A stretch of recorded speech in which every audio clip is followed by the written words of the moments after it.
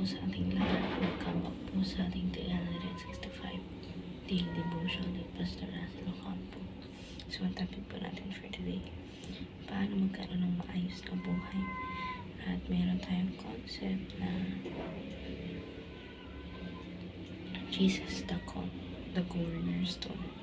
In Asian construction, the cornerstone set the direction, stability, and alignment of the entire structure. Ephesians chapter 2 verse 20 declares Jesus as the cornerstone of Jesus, God's community, uniting Jews and Gentiles into one household, all teaching identity and mission align with Him. His role ensures that the church stands for Him because God Himself established Christ as the unshakable foundation of salvation and spiritual growth. At nakita natin ito sa Ephesians chapter 2 verse 19 to 20. Ang sabi dito, consequently, you are no longer foreigners and strangers, but fellow citizens with God's people, and also member of His household, built of His foundation of apostles and prophets, with Christ Jesus Himself as the chief cornerstone. At yun po, sa Tagalog po, ito po yung sinasabi. Kaya kasi hindi na kayo mga dayuhan at banyaga, kundi kayo yung mga kapamamayan ng banal, ang mga banal na kahanin ng simbahan ng Diyos na itinayo sa salikang ilagay ng mga apostol at ang mga propeta na si Kristo Jesus ang batong panubo.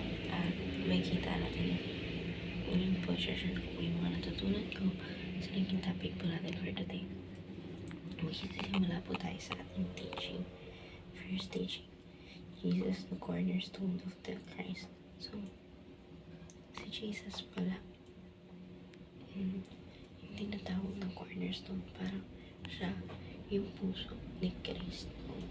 Sa ating second application naman, apply the principle of Christ to your decision. So, as a second teaching po, Jesus the foundation of your family. So, sa family mo or sa buhay mo, si Jesus dapat yung ginagawa mong foundation sa buhay niyo, sa buhay ng pamilya niyo, para mas lalo magkaroon na matibay na relasyon sa bawat isa.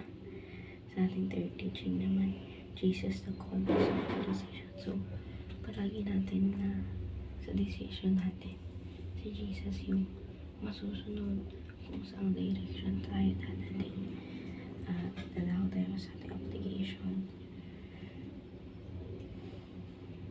First application, align your life and family to Jesus. So, yung buhay mo, isalay mo siya sa gusto ng Panginoon or sa buhay na mayroon ng Panginoon. At ganoon din yung pamilya mo.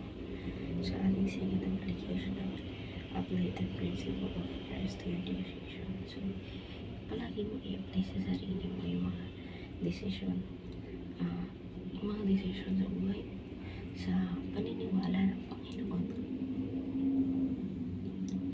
Sa third application naman, achieve a beautiful and stable life. So, kailangan mo pala achieve magandang buhay at syempre yung stable na buhay kasama yung Panginoon. So, sa ating discussion, how can you practically build your life on Jesus, our strong foundation? So, para sa akin kasi, magkakaroon ka lang ng strong foundation sa Panginoon kung may relasyon mo sa Kanya is yung alam mong hindi na matitibag, kasi nga alam naman natin na kapag ikaw ay malapit kay God, lahat ng bagay ay posibleng mangyari. So, sa ating alternative question, tabihin from this devotion, nadunan ako sa devotion natin yun na kailangan strong bond lang meron ka sa Panginoon. At yung mga decision mo sa buhay is magre-rely sa Kanya. And how can you practically apply devotion? I-apply ko sa sarili ko. And devotion niya sa pamagitan ng maging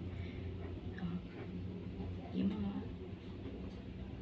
mga bagay na meron ako sa buhay is that nag-realize siya or align siya sa gusto ng Panginoon. So, ayun lang po for today's discussion. Thank you for watching.